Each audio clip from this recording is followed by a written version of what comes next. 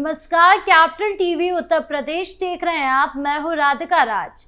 आज हम एक ऐसी कहानी लेकर आए हैं जो उत्तर प्रदेश के हर नागरिक के दिल में गर्व की एक मजबूत लहर पैदा कर देगी। ये कहानी है उस उत्तर प्रदेश की जो कभी सिर्फ अपराध की घटनाओं, बेरोजगारी की समस्याओं और बड़े पैमाने पर पलायन की दुखद खबरों से जाना जाता था। लेकिन आज दिसंबर में खड़े होकर हम पूरे आत्मविश्वास के साथ गर्व से कह सकते हैं कि उत्तर प्रदेश अब सिर्फ भारत का सबसे बड़ा राज्य ही नहीं, बल्कि ये सबसे तेजी से आगे बढ़ता हुआ, सबसे अधिक निवेश को आकर्षित करने वाला और सबसे ज्यादा आत्मनिर्भर बनता हुआ राज्य बन चुका है।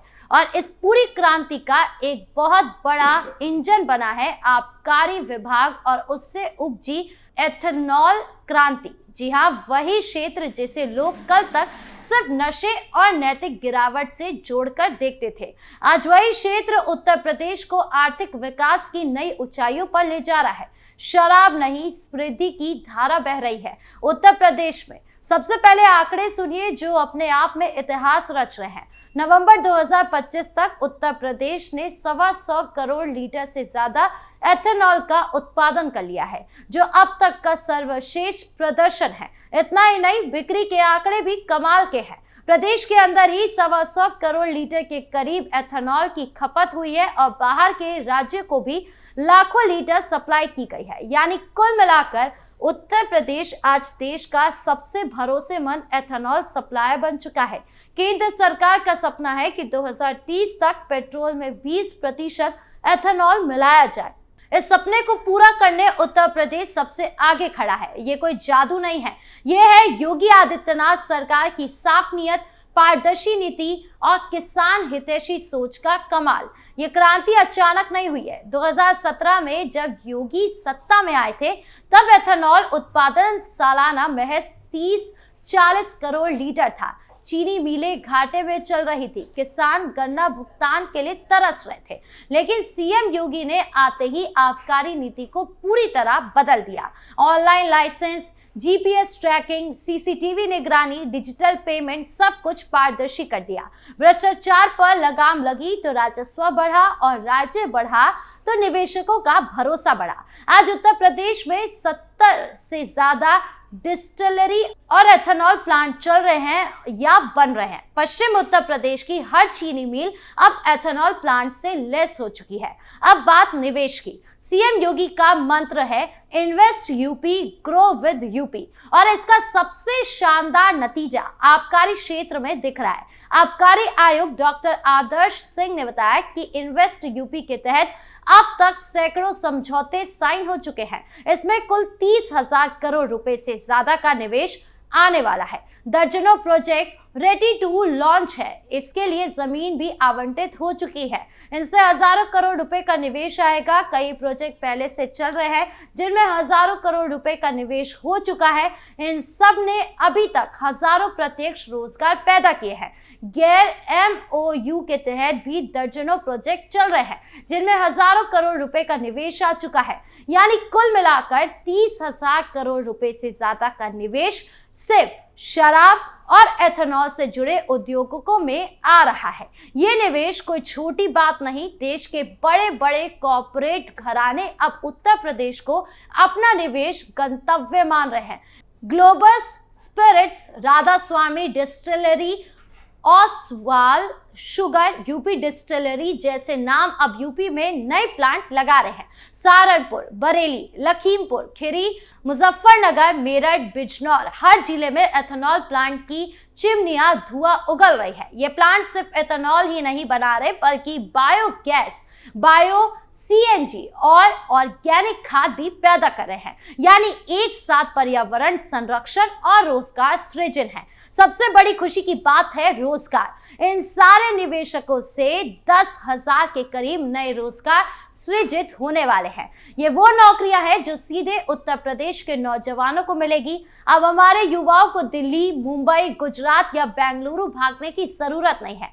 प्लांट में engineer, chemist, technician, security guard, driver, sales executive, हर तरह की नौकरी है। सीएम योगी ने कहा था कि हम नौजवानों को नौकरी मांगने वाला नहीं, नौकरी देने वाला बनाएंगे। आज वही हो रहा है। ग्रामीण अर्थव्यवस्था को भी नई उड़ान मिली है। गन्ने से एथेनॉल बनने की वजह से चीनी मिलों को नया बाजार मिला है। पहले चीनी का दाम गिरता था तो मिलें बंद हो जाती थी। अब एथेनॉल का रेट फिक्स है, इसीलिए मिलें साल भर चल रही है।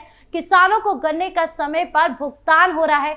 2025 में एथेनॉल की वजह से किसानों को हजारों करोड़ रुपए की अतिरिक्त आय हुई है। एक किसान भाई ने बताया कि पहले 40 क्विंटल गन्ना बेचकर बाहर 13,000 मिलते थे, अब एथेनॉल की वजह से 18-20 हजार तक मिल रहे हैं। गन्ने के अलावा अब मक्का और चावल से भी एथेनॉल बन रहा है। पूर्वांचल के किसान अब मक्का की फसल से अमीर हो रहे हैं। ये योगी सरकार की नीति का कमाल है, जो हर फसल को बाजार से जोड़ रही है। पहले की सरकारों में आबकारी विभाग का मतलब था घूस, भाई भतीजावाद और अवैध शराब की फैक्ट्रियां।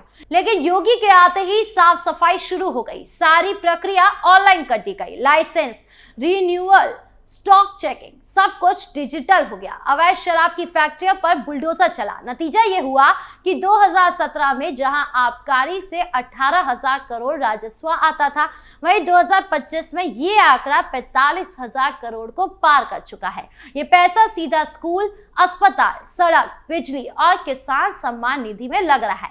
आज उत्तर प्रदेश एथेनॉल उत्पादन में देश में टॉप 3 राज्यों में शामिल हो चुका है। महाराष्ट्र और कर्नाटक के बाद अब यूपी का नंबर है। प्रधानमंत्री नरेंद्र मोदी ने कई बार सीएम योगी की तारीफ की है। कहा है कि उत्तर प्रदेश जिस तेजी से एथेनॉल बढ़ा रहा है, वह आत्मनिर्भर भारत का सच्चा मॉडल है। ये कोई साधारण खबर नहीं है, ये उस बदलते उत्तर प्रदेश की कहानी है जहां पहले लोग कहते थे यूपी में कुछ नहीं हो सकता, और आज दुनिया देख रही है कि यूपी में सब कुछ हो रहा है। Expressway, airport, metro, defence corridor, IT hub और अब ethanol hub.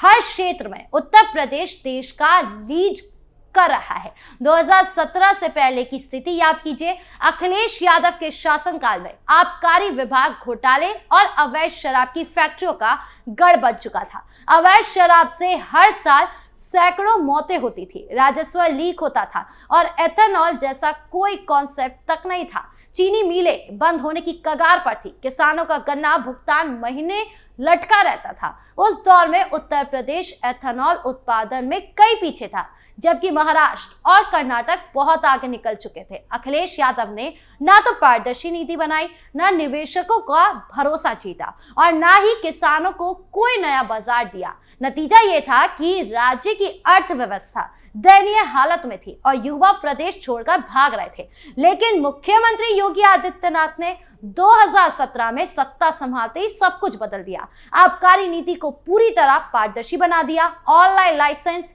GPS tracking, CCTV निगरानी, डिजिटल पेमेंट, सब कुछ लागू कर दिया। अवैध शराब की फैक्ट्रियों पर बुलडोजर चला, भ्रष्टाचार पर लगाम लगी। नतीजे सामने हैं। 2017 में जहां आबकारी से 18,000 करोड़ राजस्व आता था, वहीं 2025 में ये आंकड़ा 45,000 करोड़ को पार कर चुका है। आज उत्तर प्रदेश में 70 से ज्यादा डिस्टिलरी और एथेनॉल प्लांट चल रहे हैं या बन रहे हैं। पश्चिमी उत्तर प्रदेश की हर चीनी मिल अब एथेनॉल प्लांट से लेस हो चुकी है। आबकारी नीति में तो घोटाले की बाढ़ आ गई थी। अखिलेश सरकार ने शराब की दुकानों के ठेके दिए, लेकिन पारदर्शिता का नामो निशान नहीं था। ठेकेदारों को अरबों का फायदा हुआ, जबकि राजस्व लीक होता रहा। अवैध शराब की फैक्ट्रियां खुलेआम चल रही थी और पुलिस को पैसों से खरीद लिया जाता था। एक अनुमान के मुताबिक आबकारी से होने वाला घाटा 5,000 करोड़ से ज्यादा था। किसानों को गन्ना भुगतान के नाम पर चीनी मिलें बंद पड़ी रहती थी और भुगतान में महीनों की देरी होती। अखिलेश ने किसान बाजार और मंडी बनवाने का वादा किया, लेकिन ज्यादातर प्रोजेक्ट्स कागजों पर ही रह गए। बिजली उत्पादन में सुधार का दावा किया, लेकिन ग्रामीण इलाकों में लोड शेयरिंग आम थी। 2017 के चुनावों में जनता ने इसी के चलते समाजवादी पार्टी को सत्ता से बाहर कर दिया।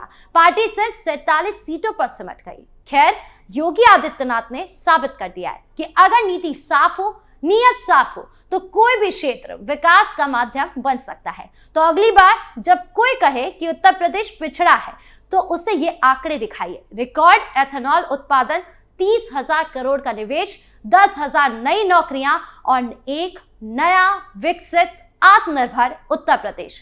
आपकी इस पूरे मामले को लेकर क्या राय है, कमेंट बॉक्स में जरूर बताएं। धन्यवाद।